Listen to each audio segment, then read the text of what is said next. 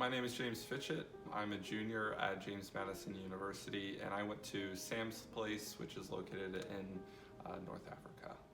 At first, it really wasn't my decision.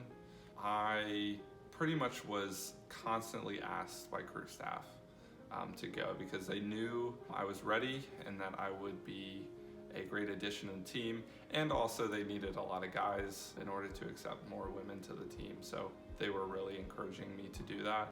Throughout the journey of choosing to go, it was just multiple steps of faith and counting on whatever I stepped out into. If it worked out, it worked out, and if it didn't, then I would be called to somewhere else. Yeah, so throughout the entire summer mission, my faith was shaped because it's a completely new culture.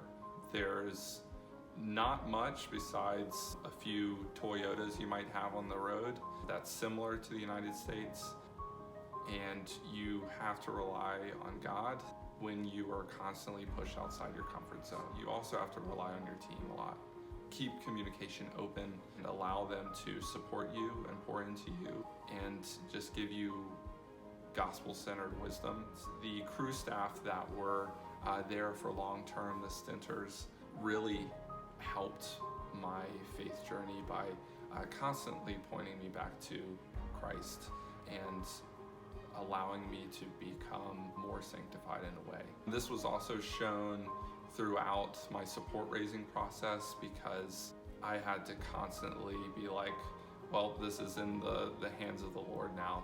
I have to raise $5,000 and I don't know how I'm going to do that. My family overall is was very supportive of the trip. However, it's $5,000 and trying to gather all that money and relying solely on the generosity of my family members and friends was significant. There's multiple check-ins that your team lead has with you just to see where you are in your support raising process. But it starts out with creating a letter.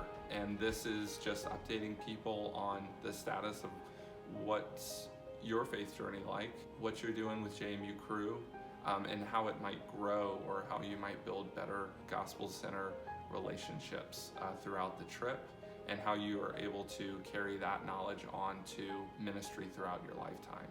After you create the letter, then you get about 60 of them together, at least for me, because it was about $5,000, and you package them up, you send them out, and then you just hope and pray that money comes back. And as with everyone that they've ever sent on missions, it has. And even if you are worried about maybe not getting that $5,000 mark, there were people on my team who raised over what they were supposed to and were able to help other people out on our team. And also Cru has many scholarships that can help support or push you above that line.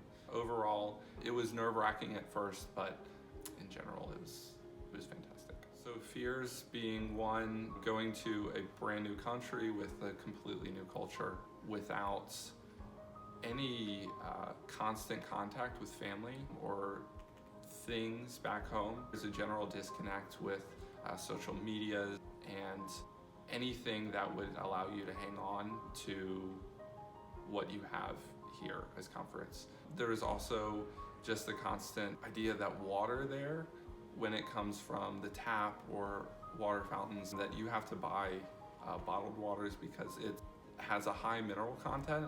And just that simple thing, having to constantly purchase your water in order to not, feel nauseated, was just something that I feared, just not having those basic comforts.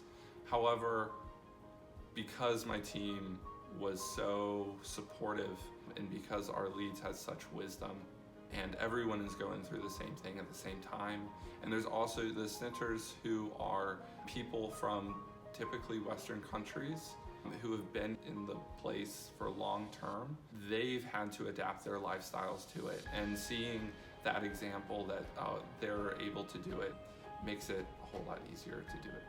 The next steps would be to get informed about what the options are. Go to the Cru website, Talk to Cru staff if you can, and talk to other people who have been on summer missions. They have a peer experience, and they can relate to you and what you might struggle with throughout the trip, and be able to support you and make you realize that it's very possible to do it.